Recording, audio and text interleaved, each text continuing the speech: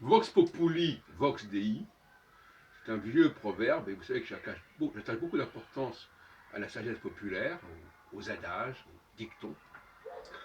Et effectivement, je reconnais que le peuple, dans sa masse comme ça, est inspiré et connecté avec le cosmos.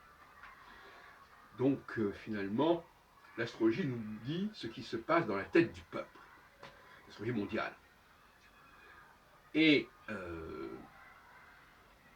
avec l'astrologie, paradoxalement, il n'est plus besoin de faire voter le peuple, puisque le peuple ne fait que refléter en quelque sorte ce que disent les astres. Donc si on sait ce que disent les astres, on n'a pas besoin d'interroger le peuple. Vox populi, ça veut dire la voix du peuple.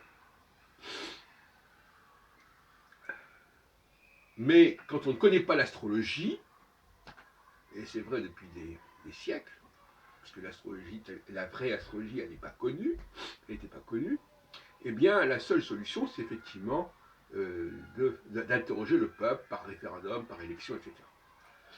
Voilà le paradoxe qui est intéressant. Alors par ailleurs,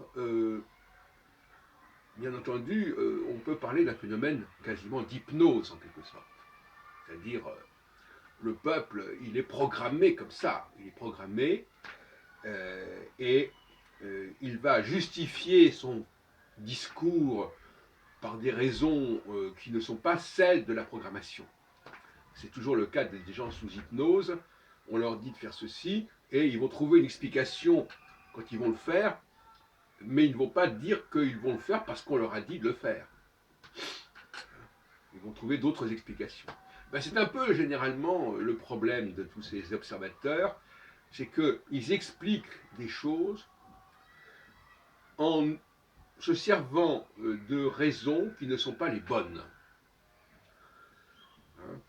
Alors on va nous dire la goutte d'eau qui fait déborder le vase, des choses comme ça, mais ils ne nous expliquent jamais très clairement, parce qu'ils ne peuvent pas le faire, pourquoi à un moment donné certaines choses ont pu se faire et d'autres moments on n'a pas pu le faire, pourquoi on a brûlé ce qu'on avait adoré, ou le contraire d'ailleurs. Donc finalement, on est dans des explications insuffisantes, faute de pouvoir mettre le doigt sur les vraies causes. Et d'autre part, on va expliquer certaines choses qui n'ont rien à voir les unes avec les autres, avec les mêmes arguments, ou on va mettre dans le même sac des phénomènes qui ne sont pas causés par les mêmes causes. Et donc voilà, c'est la grande confusion. Et je pense que pour les hommes de la fin du XXIe siècle, les propos qui sont tenus actuellement seront considérés comme totalement dérisoires.